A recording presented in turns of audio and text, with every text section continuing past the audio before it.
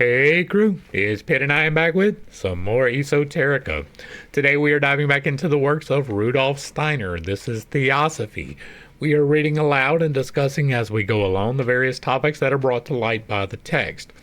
But before we begin, if you are unfamiliar with me, any of my unconventional beliefs, or if at any point in time I lose you in the terminology, there will be several playlists linked in the corner up above and in the box down below to make it a little bit easier for you to understand where I am coming from and why I say the things that I do. I go into much more detail into these playlists than it is possible to go into in any singular video.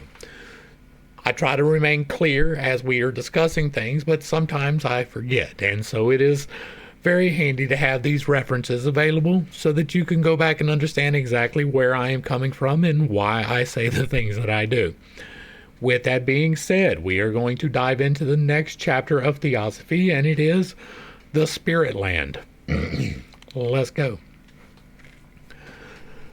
Before the spirit can be observed on its further pilgrimage, the land which it enters must first be examined. It is the world of the spirit. In theosophical literature, it is called the mental world. Here, the expression world of spirit or spirit land will be used.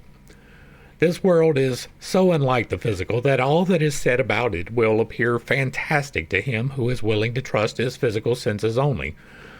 And what has already been said in regard to the world of the soul holds good here to a still higher degree.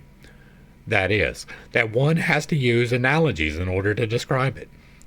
For our speech, which for the most part serves only for the realities of the senses, is not richly breast with expressions for the spirit land. It is therefore especially necessary here to ask the reader to understand much that is said as an indication only. For everything that is described here is so unlike the physical world that it can only in this way be depicted. The author is ever conscious of how little this account can really resemble the experiences of this region, owing to the imperfection of our speech, calculated, as it is, to be our medium of expression for the physical world. It must, above all things, be emphasized that this world is woven out of the material of which human thought consists. But thought, as it lives in man, is only a shadow picture, a phantom of its true being. As the shadow of an object on the wall is related to the real object which throws this shadow, so is the thought that springs up in man related to the being in the spirit land which corresponds to this thought. Now, when the spiritual sense of man is awakened, he really perceives this thought being, just as the eye of the senses perceives the table or the chair. He goes about in a region of thought beings. The corporeal eye perceives the lion, and the corporeal thinking thinks merely the thought lion as a phantom, a shadow picture. The spiritual eye sees in the spirit land the thought lion as really and actually as the corporeal eye sees the physical lion. Here we may refer to the analogy already used regarding the soul land. Just as the surroundings of a man born blind and operated upon will appear all at once with the new qualities of color and light, so are the surroundings of the person who learns to use his spiritual eye to be seen to be filled with a new world, a world of living thoughts or spirit beings. There are to be seen in this world, first, the spiritual archetypes of all things and beings which are present in the physical and in the soul world. Imagine the picture of a painter existing in the mind before it is painted. This gives an analogy to what is meant by the expression archetype. It does not concern us here that the painter has perhaps not had such an archetype in his mind before he paints, and that it only gradually develops and becomes a complete during the practical work. In the real world of spirit, there are such archetypes for all things, and the physical things and beings are copies of these archetypes. When any person who trusts only his outer senses denies this archetypical world and holds archetypes to be merely abstractions which the intellect, by comparing the objects of the senses, arrives at, it is quite to be understood. for such a one simply cannot see in this higher world. He knows the thought world only in its shadowy abstractness. He does not know that the person with spiritual vision is as familiar with the spirit beings as he is with his dog or cat, and that the archetypical world has a far more intense reality than the world of the physical senses. The first look into this spirit land is still more bewildering than that into the soul world, for the archetypes in their true form are very unlike their sensible copies. They are, however, just as unlike their shadows, the abstract thoughts. In the spiritual world, all is in continuous, mobile activity, a ceaseless creating, a state of rest, a remaining in one place, such as one has in the physical world, does not exist here. For the archetypes are creative beings. They are the master builders of all that comes into being in the physical world and the soul world. Their forms change rapidly, and in each archetype lays the possibility of assuming myriads of specialized forms. They, as it were, let different shapes well up out of them, and scarcely is one produced than the archetype prepares to pour forth the next one. The archetypes are related to each other in varying degrees of closeness. They do not work singly. The one requires the help of the other in its creating. Often, innumerable archetypes work together in order that this or that being in the soul or physical world may arise. Besides what is to be perceived by the spiritual sight in this spirit land, there is something else experienced that is to be regarded as spiritual hearing. As soon, that is to say, as the clairvoyant rises out of the soul world into the spirit world, the archetypes that are perceived become sounding as well. The observer feels as if he were in an ocean of tones, and in these tones, in these spiritual chimes, the beings of the spirit world express themselves. The primordial laws of their existence express their mutual relationships and affinities in the intermingling of their sounds, their harmonies, melodies, and rhythms. What the intellect perceives in the physical world as law, as idea, reveals itself to the spiritual ear as a kind of music. Hence, the Pythagoreans call these perceptions of the spiritual world the music of the spheres. To the possessor of the spiritual ear, this music of the spheres is not something merely figurative, allegorical, but a spiritual reality, well known to him. If one wishes to gain a conception of this spiritual music, one has to lay aside all ideas of the music of the senses as perceived by the material ear. For it is here a matter of spiritual perception, and therefore of a kind which must remain silent for the ear of the senses. In the following descriptions of the spirit land, reference to this spiritual music will, for the sake of simplicity, be omitted. One has only to form a mental picture in which everything described as type, as shining with light, is at the same time sounding. Each color, each perception of light represents a spiritual tone, and every combination of colors corresponds with a harmony, a melody, etc.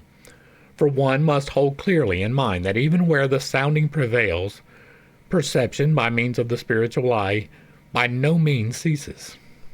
The sounding is merely added to the shining. Where, therefore, archetypes, the primal types, are spoken of in the following pages, the primal tones are to be thought of as also present. Now it is necessary in the first place to distinguish the different kinds of archetypes. In the spirit land, also, one has to differentiate numerous grades or regions in order to steer one's way among them. Here, also, as in the soul world, the different regions are not to be thought of as laid one above the other like strata, but mutually interpenetrating and suffusing each other. The first region contains the archetypes of the physical world, insofar as it is not endowed with life.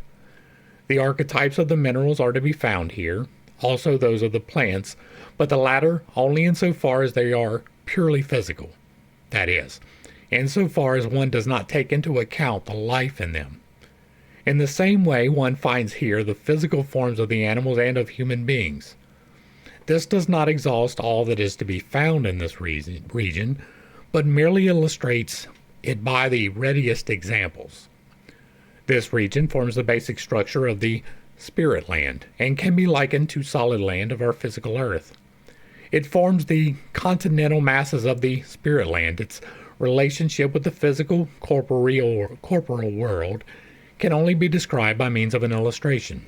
One gains some idea of it in the following way. One has to picture a limited space filled with physical bodies of the most varied kind. Then think these bodies away and conceive in their place cavities in space having their forms. The intervening spaces, on the other hand, which were previously empty, one must think of as filled with the most varied forms, having manifold relationships with the former bodies. This is somewhat like the appearance presented by the lowest region of the archetypical world. In it, the things and beings which become embodied in the physical world are present as spatial cavities, and in the intervening spaces, the mobile activity of the archetypes and the spiritual musing plays out its due course. During their formation into physical forms, the spatial cavities become, as it were, filled up with physical matter. He who looks into space with both physical and spiritual eyes sees the physical bodies and, in between, the mobile activity of the creative archetypes.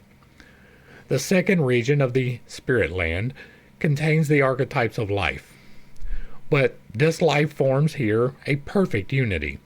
It streams through the world of spirit like a fluid element, as it were, like blood pulsating through all. It may be likened to the sea and the water systems of the physical earth. The manner in which it is distributed, however, is more like the distribution of blood in the animal body than that of the seas and rivers. One could describe this second stage of the spirit land as flowing life, formed of thought material. In this element are the creative primal forces producing everything that appears in the physical reality as living being. Here it is evident that all life is a unity, that the life in me is related to the life of all my fellow creatures. The archetypes of the soul formations must be designated as the third region of the spirit land. Here one finds oneself in much finer and rarer element than in the first two regions. To use a comparison, one can call it the air or atmosphere of the spirit land. Everything that goes on in the souls of both the other worlds has here its spiritual counterpart. Here all feelings, sensations, instincts, passions, etc. are again present, but in a spiritual way. The atmospheric events in the air region correspond with the sorrows and joys of the creatures in the other worlds. The longing of the human soul is here perceived as a gentle zephyr. An outbreak of passion is like a stormy blast. He who has the ability to perceive here notes the sigh of every creature should he direct his attention to it. One can, for example, observe at times something like a loud storm with flashing lightning and rolling thunder, and if one investigates the matter, one finds that the passions of battle waged on earth are expressed in such spirit tempests. The archetypes of the fourth region are not immediately related to the other worlds. They are, in certain respect, beings who govern the archetypes of the three lower regions and render possible their working together. They are accordingly occupied with the ordering and grouping of these more subordinate archetypes. From this region, therefore, a more comprehensive activity issues than from the lower ones. The fifth, sixth, and seventh regions differ essentially from the preceding ones, for the beings in them supply the archetypes with the impulses to their activity. In them one finds the creative forces of the archetypes themselves. He who is able to rise to these regions make acquaintance with the purposes which underlie our world. The archetypes lie here, as yet, like living germ points, ready to assume the most manifold forms of thought beings. If these germ points are guided into the lower regions, they well out, as it were, and manifest themselves in the most varied shapes. It is for this reason that in Theosophical literature, these three higher regions of the spirit land are called the Arupa, in contrast with the four lower, which are called the Rupa regions. Arupa means formless, Rupa having form. The ideas through which the human spirit manifests itself creatively in the physical world are the reflection, the shadow of these germ thoughts being beings of the higher spiritual world.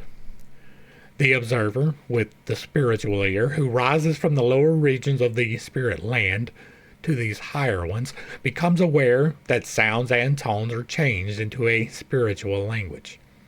He begins to perceive the spiritual word, through which the things and beings do not now make known to him their nature in music alone, but express it in words.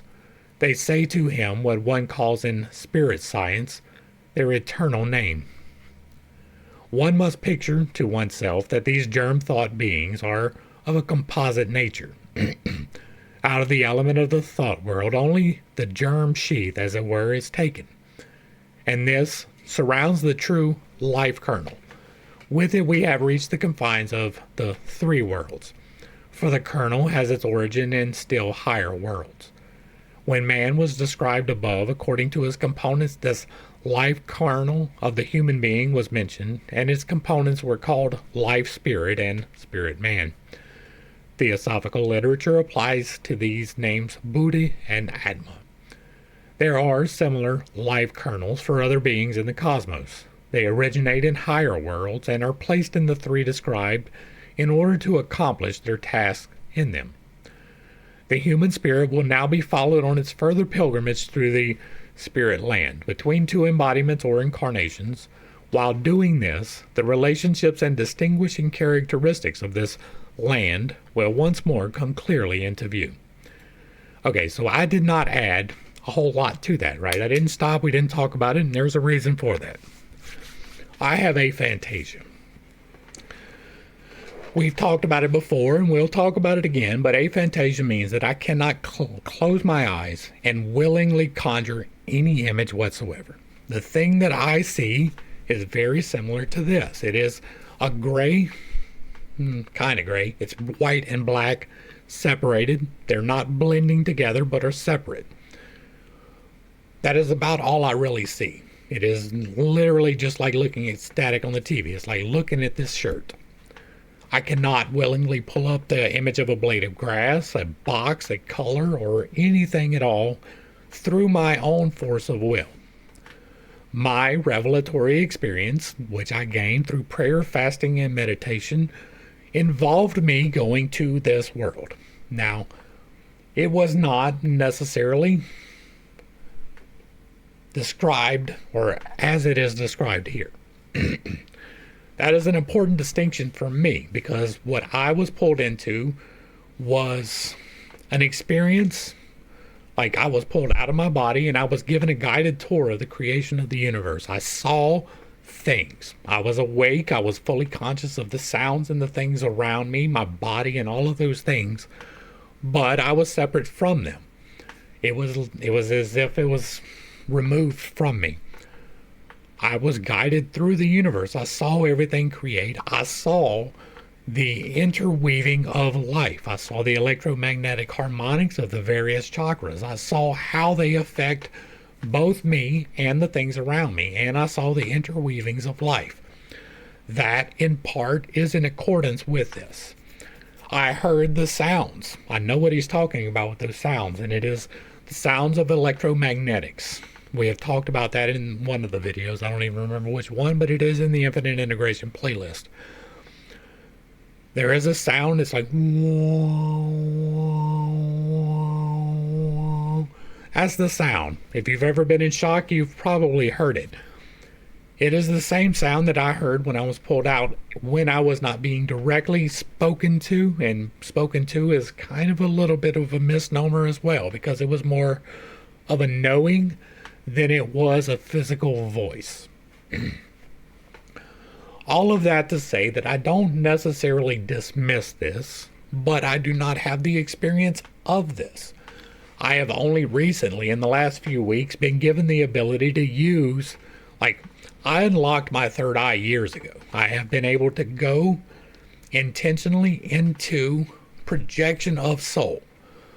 But even then, I was not given, like, I can remove myself from my body, but I can't see anything. I cannot willingly, even with the use of my third eye, envision things. When we talked about manifestation, I made that abundantly clear because the way that I do manifestation is different from other people's, right? It is the concept of the thing that I visualize, and it is pulling into my life. I don't have to see the physical thing in order to manifest it. But here recently, I have been given something better. And by something better, I mean something that does this. I can now project through my third eye.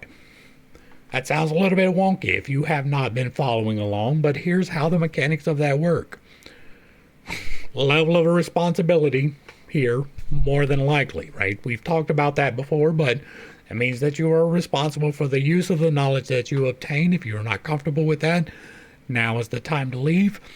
I will reference you back to the 8 laws of creation before you attempt any of this. The 8 laws of creation are extremely important, and I always point out that if you're going to do any manifestation work, any energy manipulation, or any influence of the outside world, you do it in accordance with the 8 laws of creation.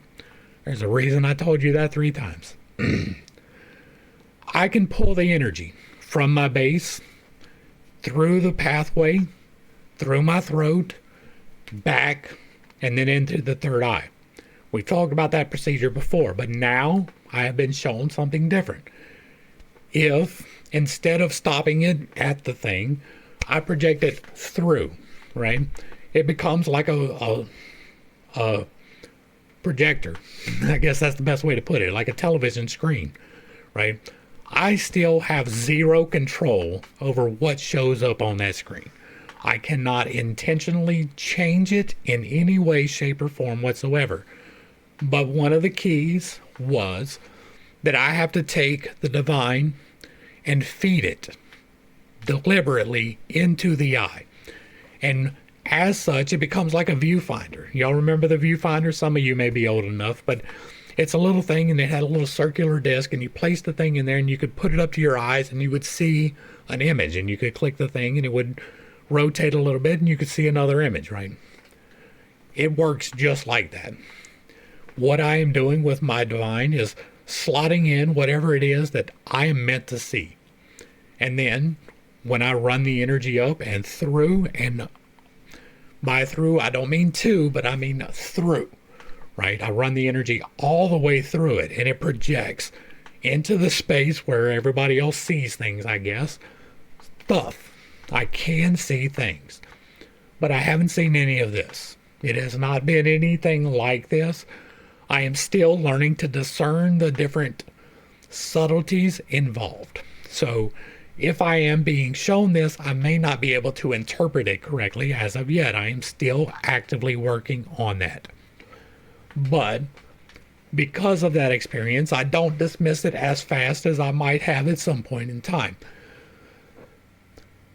I still hold that you do not need visualization in order to manifest. I have literally done it without it.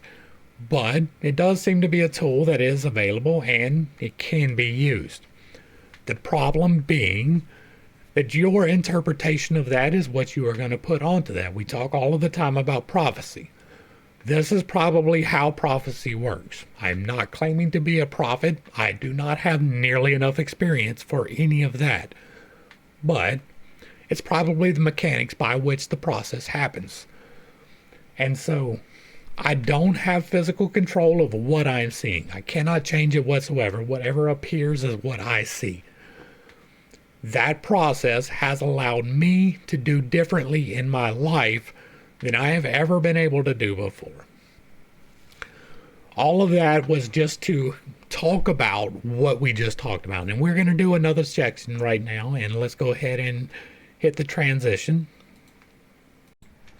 Next part, the spirit in spirit land after death.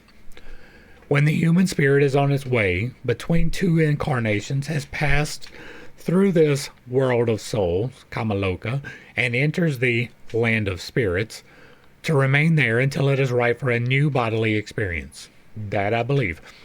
The theosophical name for this region is Devashan.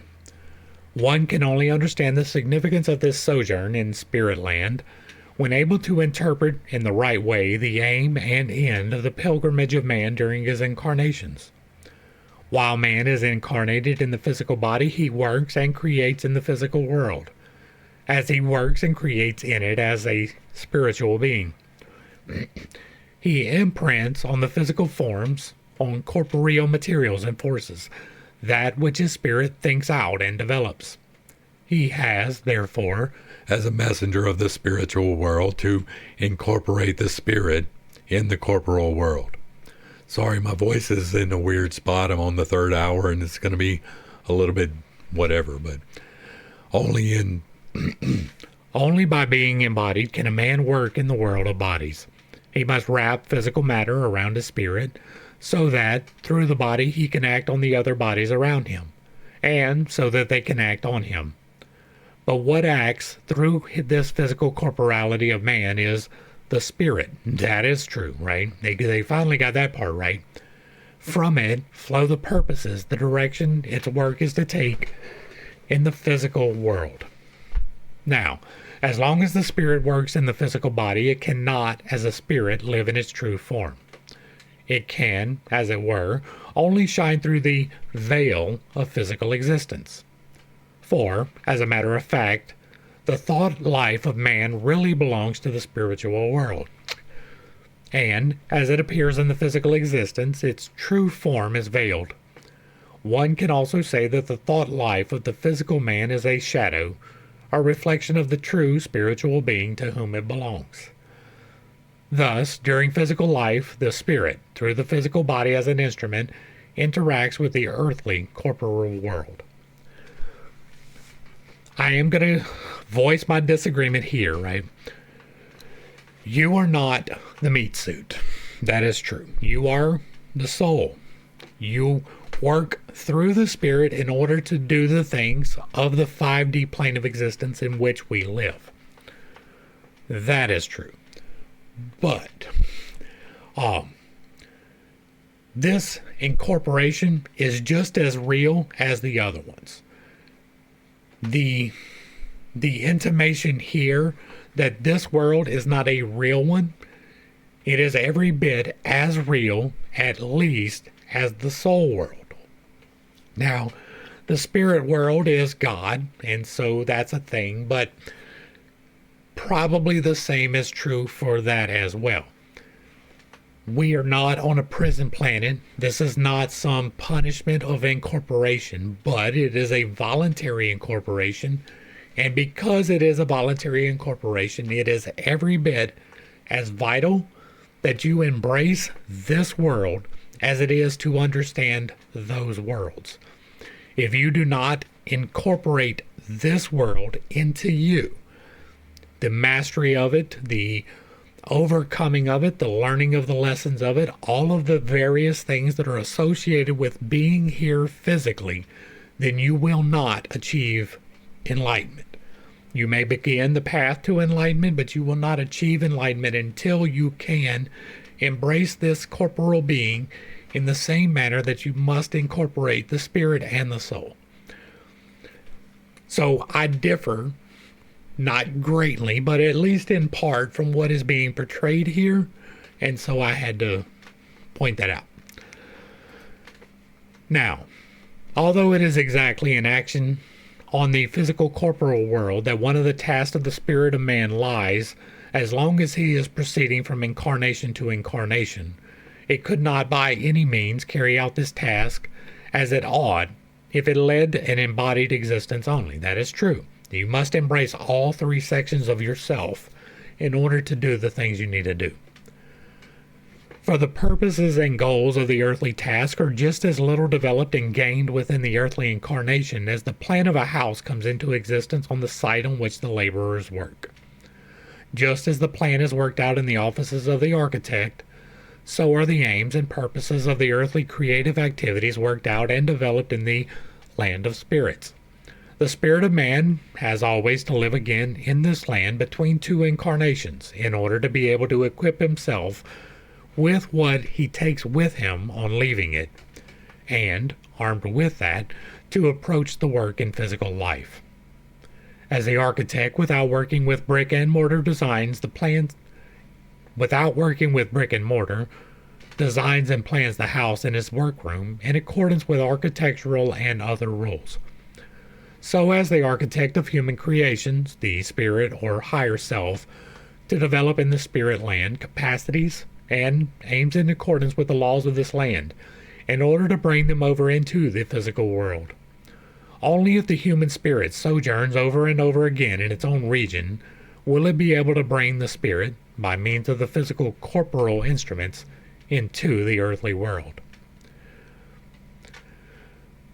On the physical scene of action, man learns to know the qualities and forces of the physical world. He gathers there, during his creative activity, experiences regarding the demands made by the physical world on anyone wishing to work in it. He learns there to know, as it were, the qualities of the matter in which he wishes to embody his thoughts and ideas. The thoughts and ideas themselves he cannot extract from the matter, so that the physical world is both the scene of his creating and of his learning. What has been learned is there then transmuted into the spirit land, into living faculties of the spirit. We're going to pause briefly and talk about the creative process, because I do have a little bit of experience with that. I am a published author. It is self-publishing, and some people don't count that, but I do. So I have sold books to people not related to me, so that is a thing. But I don't hawk it because it's not a great book, right? I wrote it. I'm proud of it. I did what I was supposed to do there. I learned the process. I was able to write the story. I was able to edit the story and all of that. But it wasn't really me, right? I really was just kind of letting it flow through me into the paper. There are several key scenes in the book that I did not even see coming. They took me completely by surprise. I was astounded by it. It came from somewhere else.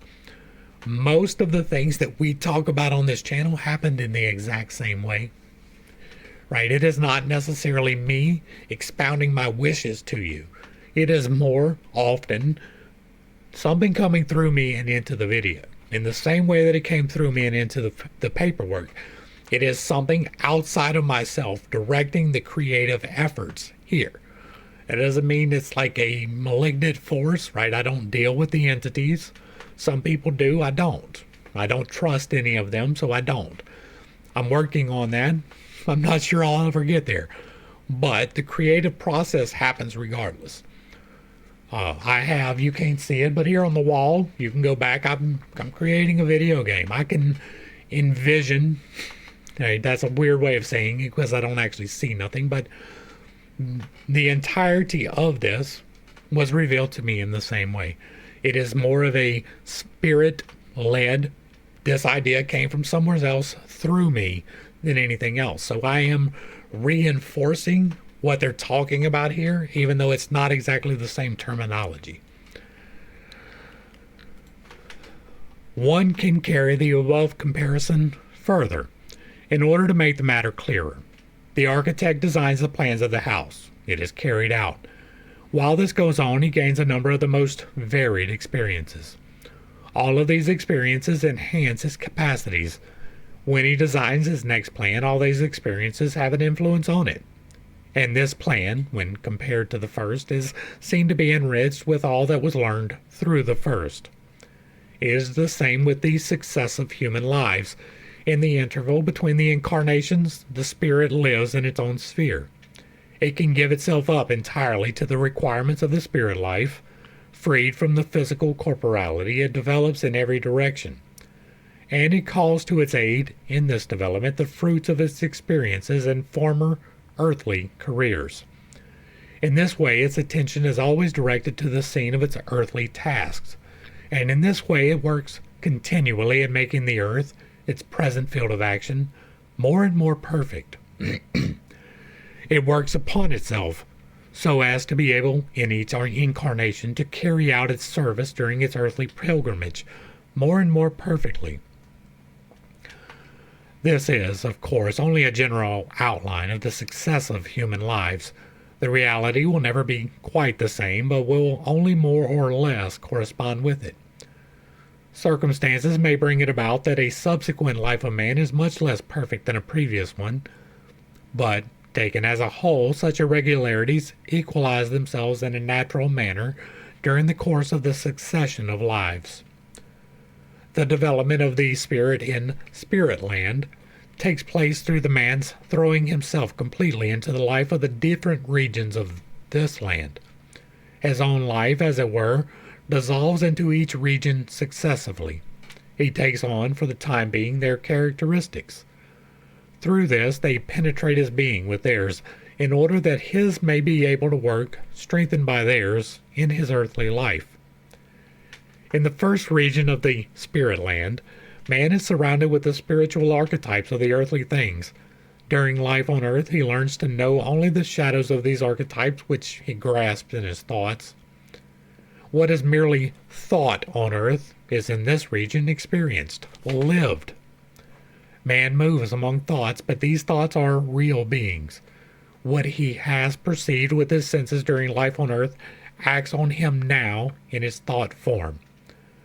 But the thought does not appear as the shadow which hides itself behind the things. It is, on the contrary, the life-filled reality producing the things. Man is, as it were, in the thought workshop in which the earthly things are formed and constructed. For in the land of spirits, all is vital activity and mobility. Here, the thought world is at work as a world of living beings, creative and constructive. One sees how that which one has experienced during the earthly existence is constructed. Just as in the physical body one experiences the things of the senses as reality, so now, as spirit, one experiences the spiritual constructive forces as real. Among the thought beings to be found there is also the thought of one's own physical corporality. One feels separated from this. One feels only the spiritual being as belonging to oneself.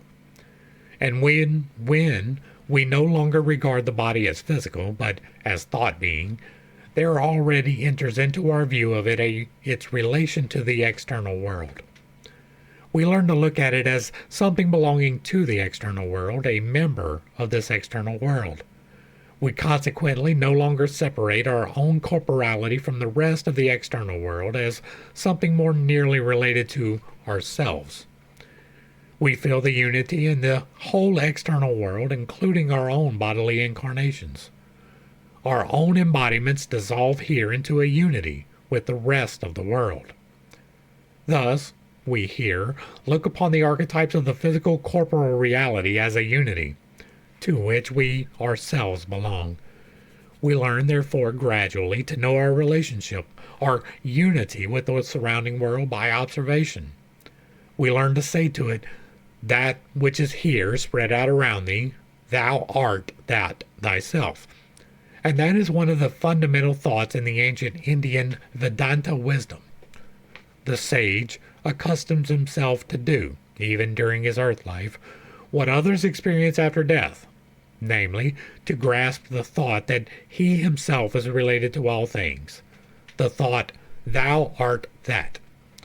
During the physical life, this is an ideal to which the thought life can be devoted. In the land of spirits, it is a plain fact, one which grows ever clearer to us through spiritual experience. And the man himself comes to know ever more and more clearly in this land that he, in his own inner beings, belongs to the spirit world. He perceives himself to be a spirit among spirits, a member of the primordial spirit. And he will feel, concerning himself, I am the primal spirit. The wisdom of the Vedanta says, I am Brahman, i.e., I belong as a member to the primordial being, in whom all beings have their origin. One sees that what is grasped during earthly life as a shadowy thought and towards which all wisdom strives is in the spirit land, an immediate experience. Indeed, it is only thought during the earth life because it is a fact in the spiritual existence. Thus, man during his spiritual existence sees the relationships and facts in the midst of which he stands during his earthly career from a high watchtower, as if from outside. And during his life in the lowest regions of the spirit land, he has this attitude towards the earthly relationships immediately connected with the physical, corporal reality. On earth, man is born into a family, a race. He lives in a certain country. His earthly existence is determined by all these relationships. He finds this or that friend because relationships in the physical world bring it about. He carries on this or that business. All this decides the conditions of his earthly life. All this presents itself to him during his life in the first region of spirit land as living thought being. He lives it all through again in a certain way. But he lives it through from the active spiritual side. The family love he has extended, the friendship he has offered are made living from within and spring from inner sources, and his capacities in this direction are enhanced. The force in the spirit of man, which acts as the power of love of family and friend, is strengthened.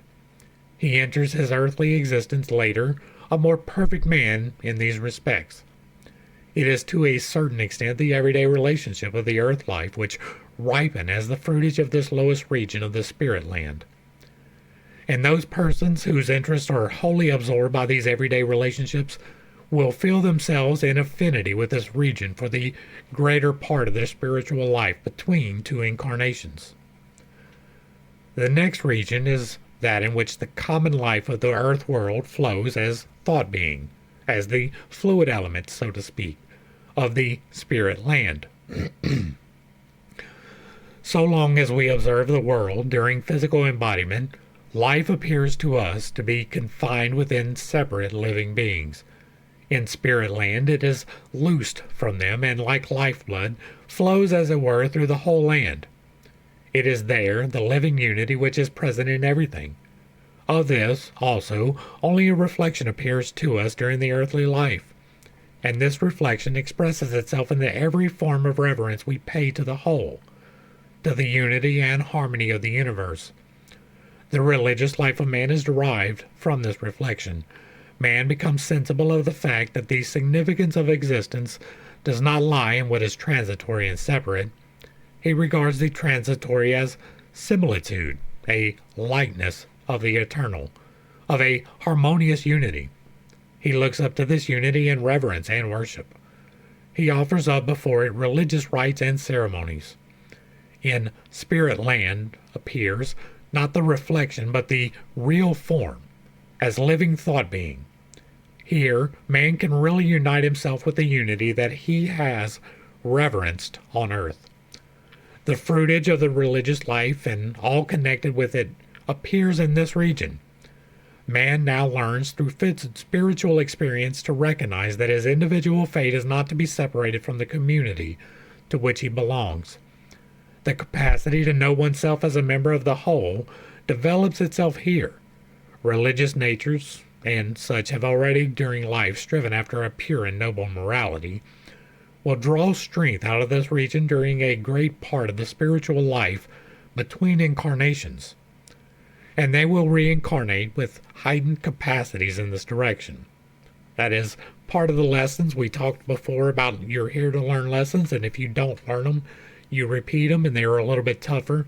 Well, if you do learn them, then in the next incarnation, you don't have that particular lesson to learn as graphically. So it becomes a little bit easier, and you're more inclined to go in that direction. That's basically what that's saying. The third region of the spirit land contains the archetypes of the soul world. All that lives in this world is present as living thought being. One finds it in the archetypes of desires, wishes, feelings, etc. But here, in the spirit world, nothing of self-seeking attaches itself to the soul. Like all life in the second region, in this third region, all longings, wishes, all likes and dislikes form a unity. The desires and wishes of others are not separable from my desires and wishes. The sensations and feelings of all beings are a common world, enclosing and surrounding everything else, just as our physical atmosphere surrounds the earth. This region is, as it were, the atmosphere or air of the spirit land. All that a person has carried out in his life on earth, in the service of the community, in selfless devotion to his fellow men, will bear fruit here. For through this service, through this self-giving, he has lived in the reflection of the third region of the spirit land. The great benefactors of the human race, the philanthropists who render great services to communities, have gained the ability to render them in this region, after having made themselves worthy of a special relationship with it during their previous earthly careers. It is evident that the three regions of spirit land above described have a certain connection with those below them, the physical and the soul worlds. For they contain the archetypes, the living thought beings that take up their corporal and soul existence in these worlds. Only the fourth region is the pure spirit land, but even it is not that in the fullest sense of the word. It differs from the three lower regions owing to the fact that in them we meet with the archetypes of those physical and soul relations which man finds existing in the physical and soul worlds before he begins to take any part of them. The circumstances of the ordinary everyday life link themselves with things and beings which man finds already present in the world. The transitory things of this world direct his gaze to their eternal primal foundation, nor do the fellow creatures of man to whom he selflessly devotes himself owe their existence to him. But it is through him that there are in the world all the creations of the arts, sciences, engineering, states, governments, etc. In short, all that he has embodied in the world as original works of his spirit. Without his cooperation, none of the physical reproductions of all these would be in the world. The archetypes of these purely human creations are in the fourth region of the spirit land. What man during the earthly life develops in the way of scientific discoveries, of artistic ideas and forms, of technical conceptions, bears fruit in this fourth region. It is out of this region, therefore, that artists, scientists, great inventors draw nourishment during their stay in spirit land, and increase their genius, in order, during another incarnation, to be able to assist with greater weight the further evolution of human progress. It has been said above that even this region cannot be called the pure spirit land in the full sense of the word. This is because the stage at which men have left civilization on earth continues to influence their spiritual existence. They can enjoy in spirit land only the fruits of that which it was possible for them to carry out in accordance with their gifts and the stage of development of the race, state, etc., into which they were born. You can only interpret according to what you know. In the still higher regions of the spirit land, the human spirit is freed from every earthly fetter. It rises to this pure spirit land, in which it experiences the intentions, the aims, and the spirit it set itself to accomplish by means of the earthly life. All that has been realized in the world brings into earthly existence only a more or less weak copy of the highest intentions and aims. Each crystal, each tree, each animal, and all that is being realized in the domain of human creations, all this only gives of that which the spirit intends. And man, during his incarnations, can only set to work with these imperfect copies of the perfect intentions and aims. Thus, during one of the incarnations, he himself can only be a copy of that which, in the kingdom of the spirit, he is intended to be. What he, as spirit in spirit land, really is, comes therefore into view only when he rises in the interval between the two incarnations, to the fifth region of spirit land, where what he is here is really he himself, that which receives an external existence in the numerous and varied incarnations. The projection of your voice, and it overlays. In this region, the true self of man can freely live its true life and expand in all directions, the toroid of creation. And this self is that which appears ever anew in each incarnation as the One. This self brings with it the faculties which have developed in the lower regions of the spirit land, and it carries, consequently, the fruits of former lives over into those following. It is the bearer of the results of former incarnations. Therefore, one can call it the bearer of causes. In Theosophical literature, it is for this reason called the causal body. When the spirit lives in the fifth region of the spirit land, it is accordingly in the kingdom of intentions and aims. As the architect learns from the imperfections which show themselves in his work, and as he only brings into his new plans what he was able to change from imperfections to perfections, so the self in the fifth region shakes off the results of its experiences in former lives related to the imperfections of the lower worlds, and fructifies the purposes of the spirit land, purposes with which it now lives, with the perfect results of its former lives. It is clear that the force which can be drawn from this region will depend upon how much of the self, during its incarnation, has acquired in the forms of results suited to being perceived into the world of purposes. The self that has sought to realize the purposes of the spirit during the earthly life through an active thought life or through wise love expressed in deeds will establish a strong claim to this region. The self that has expended itself entirely on the events of the everyday life, that has lived only in the transitory, has sown no seeds that can play a part in the purposes of the eternal world order. Only that small portion of the activities of the self which had extended beyond the interest of everyday life can unfold its fruitage in this higher region of the spirit land. In general, it will hold good that a man's affinity with this region will be the greater the more developed he is. Since a man in this region lives in his own true self, he is raised above everything that, as a part of the lower worlds, envelops him during his incarnations. He is whatever he was and ever will be during the course of his incarnations. He lives in the governing power of the purposes which prevailed during these incarnations, and which he grafts into his own self. He looks back on his own past and feels that all he has experienced in it will be brought into service in the purposes he has to bring to realization in the future. A kind of remembrance of his earlier lives and the prophetic vision of his future ones flash forth. We see, therefore, that what in this book, page 46, etc., is called spirit self lives in this region, as far as it is developed, in that measure of reality with which it is able to unite itself.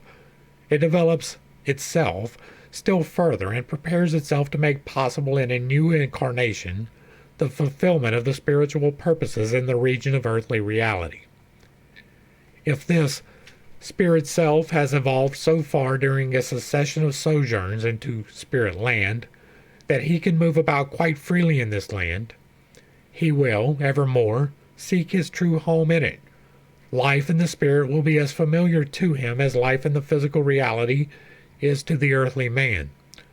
The viewpoints of the spirit world can, from now on, be the only ones with which he makes during his succeeding earth lives. Such a self feels himself uninterruptedly to be a member of the divine world order. The limitations and laws of the earthly life affect him in his innermost being no more. Power for all that he carries out comes to him from this spiritual world. But the spiritual world is a unity. He who lives in it knows how the eternal has produced the past, and he can, from out the eternal, discern which direction the future is to take. The view of a man over the past widens into a perfect one. A man who has reached this stage sets before himself the aims which he should carry out in the approaching incarnation. From out the spirit land, he influences his future so that it runs its course in harmony with the true and the spiritual. Such a man, during the stages between two incarnations, is in the presence of all those exalted beings before whose gaze the divine wisdom lies spread out, unveiled. For he has climbed up to the stage at which he can understand them. And should he return to the earth, he acts in harmony with them. His word is itself a reflection of divine revelation, and his deed a lying link in the divine world order. Only he, during an earth life, has freed himself to a high degree from the transient trifles and the worthless turmoil of existence, can hope that he shall rise in spirit land into the sixth region, through which he will receive a divine mission for a coming earth life. Through this divine mission he becomes a stranger on this earth, only insofar as he removes as he himself in his innermost being is not moved by inclinations and disinclinations springing from the transitory nature of things, but allows himself to be guided by what the Spirit recognizes as necessary. Because he does this, he will accomplish through all his actions that which is most conformity with the true being of the universe. For he has reached the point of seeking not that which will be of use to him, but only and entirely that which ought to take place, that which is in accordance with the true progress of world order. His interest in the world, his devotion to it, are the greater, the less he himself is attached through his sympathies and antipathies to transient matters. His understanding of all that goes on around him will be great, because his soul observes all without desires and in quiet composedness. I disagree heartily with this. Like, I was trying to wait to the end to talk about it. We're almost there. But no, I've been here. I have been through the sixth, and it is not about removing yourself from the mortal, right? That is where Buddha got it wrong. That is where Jesus got it wrong. That is where all the various enlightened people have not been able to perpetuate. You are meant to be here. Yes, there is more, but you are meant to be here. You are meant to embrace this now, not in a future life. You are meant to work for this now, not in the future. Not after you die, not in another incarnation, now. 100%, no equivocation whatsoever, right? That does not mean that you are to pay unnecessary attention to the mortal, right? Don't get tied up in, I want this particular thing, right? That's always going to be bad. Not necessarily bad, but misleading, right? If you are tied up, I need this thing in order to do whatever, it's not quite right. Keep your mission focus, absolutely, but live in the life. You are free to accumulate things. That does not mean that accumulating things should be your mission, right? You are free to engage in the pleasures around you, but it should not overtake you. There is a balance to be stricken, and this is the striking of the balance that is missing from this, right? Yes, seek the spiritual, but not with the exclusiveness of removing the mortal. You are here for a reason. The seventh region of the spirit land brings one to the confines of the three worlds. The man who can feel himself attracted to it stands here in the presence of the life kernels, which are transplanted from the higher worlds into the three which have been described, in order that in them they may fulfill their missions.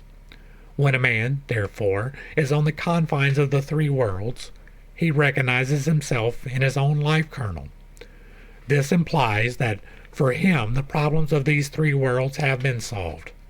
He has a complete view of the entire life of these worlds. He has solved the great why of existence. I'm there. The great guides of the human race, who will be spoken of in the chapter on the path of knowledge, are recognized by means of forces originating in this region of the spirit land.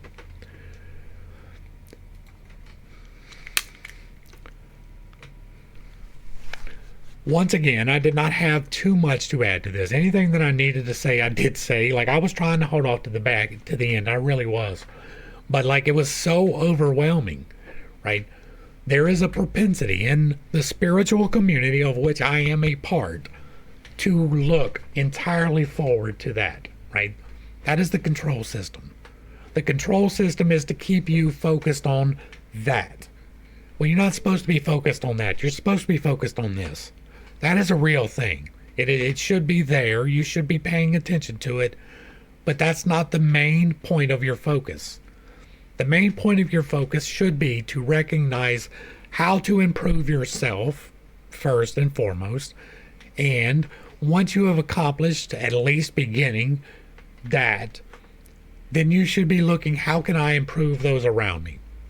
How can I use the things here to do the things that will make that happen? Now,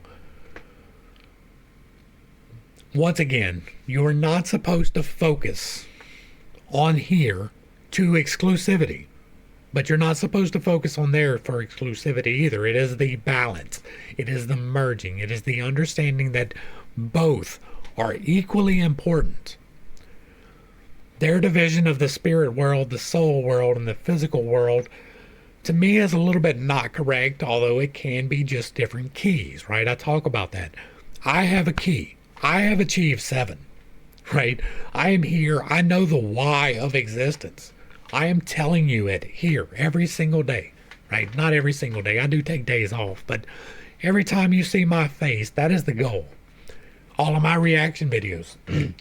I looked this morning, I've got over 2,500 videos, and almost all of them are exclusively devoted to this in some form or fashion. When we talk about depression in the reaction videos, it is because of this. When we talk about addiction in the reaction videos, it is because of this. When we talk about the metaphysical and the things that we are doing in these studies, it is because of this. I know the why. I am here to help explain the why. It's what I do here. It can sound awful prideful to say that, but I don't mean it in a prideful manner, right? It is not me. It is through me by which it happens. But I do have the why, and it has been incorrect in every single control system to date. Every one of them has not gotten it right. And I know that sounds awfully prideful to say, but once again, it is not me. It is him through me telling you, Jesus got it wrong. Buddha got it wrong. Moses got it wrong. Abraham got it wrong. Muhammad got it wrong. It doesn't matter who you call upon, they didn't get it right. If they had gotten it right, we'd have been in a better place. I don't know that I have it exactly right, but I have it more right. The balance is the thing. The exclusivity is not. The turn the other cheek, it has its place.